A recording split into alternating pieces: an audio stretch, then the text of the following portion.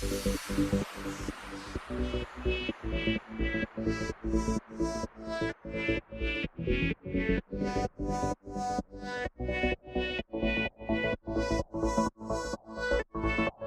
am in Austin, Texas today, back in the United States, and I'm in Stan's kitchen playing with a new gizmo, well, at least new for me. It's pretty darn cool.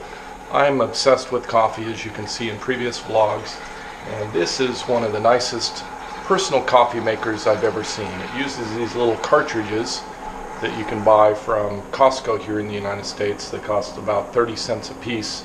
That's about 30 cents euros as well. But basically you put the little cartridge in it and you push a button and select the size of your coffee and how rich you want it to be and a few other selections.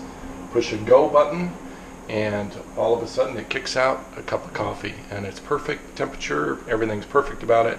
You can add some sugar or cream if you want. And so I'm going to have some coffee, and then Stan and I are headed out to do some oil changes on his vehicles this morning.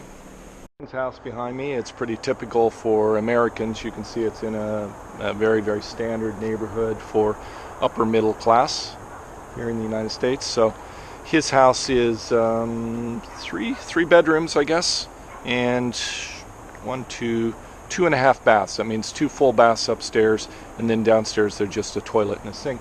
Anyway, we're going to be taking 2 cars to get oil changes today. He's got his primary car, which is a Nissan down here, and I'm going to be driving that, and then Stan's going to be driving his truck down, and I'll follow him down to get the oil change.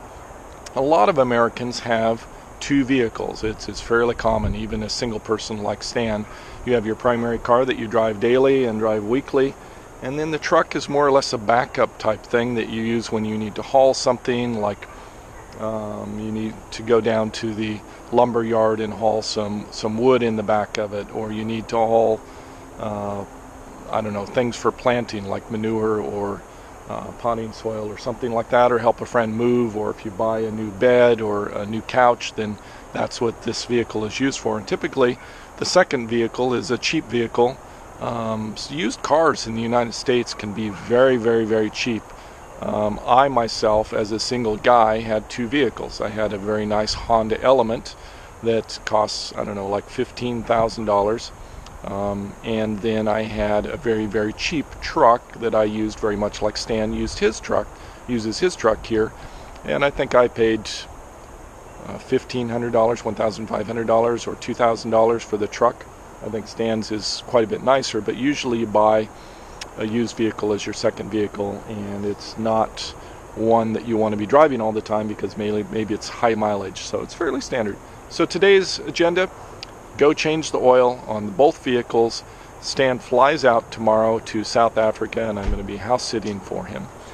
And here he is, coming up here with all his documentation, a book to read while we get the oil changed, and we're going to hop in the vehicles and go. Down getting oil changed on 2 of Stan's vehicles at the auto mechanic. This is a private mechanic, not your typical quick oil change place, which there's hundreds of thousands of those in the United States. So this is privately owned, and these guys specialize in doing repairs and maintenance and restoration for classic American automobiles. So you can see this is an original Model T from Ford, and this dates back to early 1900s and beyond. It is a 1960s, it looks like a Chevrolet, and then I'm not sure what that far car is that's on the left over there, but you can see all these classic American cars here. It's absolutely amazing, and just makes me happy to see people that like to restore old vehicles like this. Finishing up here at the mechanics with the oil changes. If you want to know how much an oil change is for full synthetic, it's sort of the executive oil change. It's $66 for each vehicle. It's a little bit higher from a private mechanic than going with one of the quickie lube type places, but it's a little bit pricey. And anyway, we're going to head back to the house now. I need to do some work online and then get some lunch.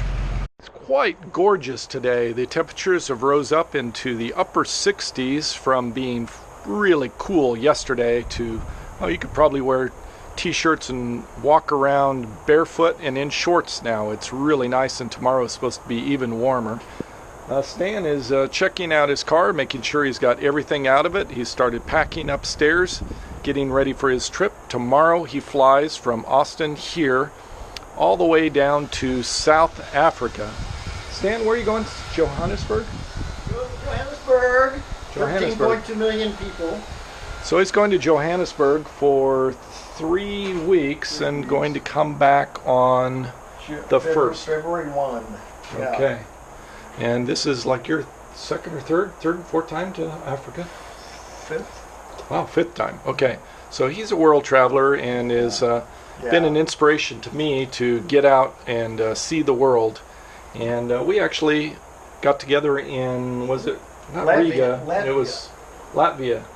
Yeah, so we got together and saw each other for a couple of days there. That was just as I was beginning the videos. My very first vlog episode that I did was in Riga in Latvia. So it's a beautiful day out today.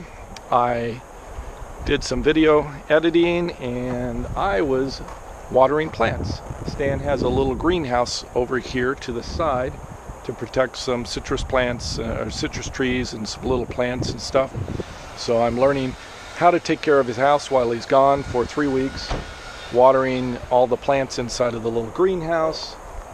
The plants over here in his garage, have to water those. And then there's some inside the house that I've got to take care of.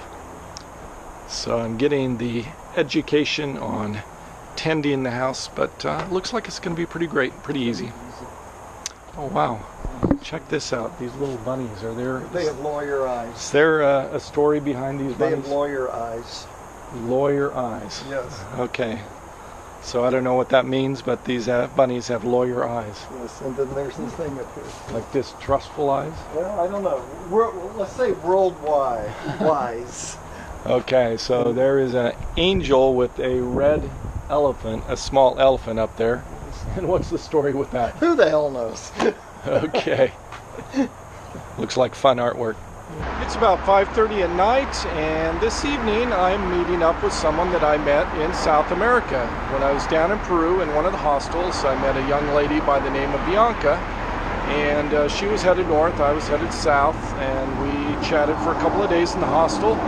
And turns out that for whatever reason, she is living now in Austin. And she saw in my videos and on Facebook that I'm now in Austin.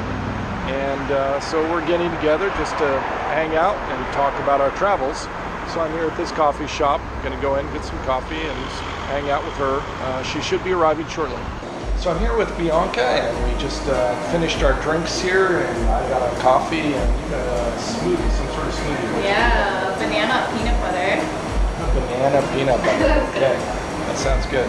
And tell the viewers where we met. How did we meet? Oh wow, Seven and I met in Huacachina, Peru, which is a super awesome. Or wait, was it Huacachina? No, Huanchaco. I'm sorry, Huanchaco, Peru.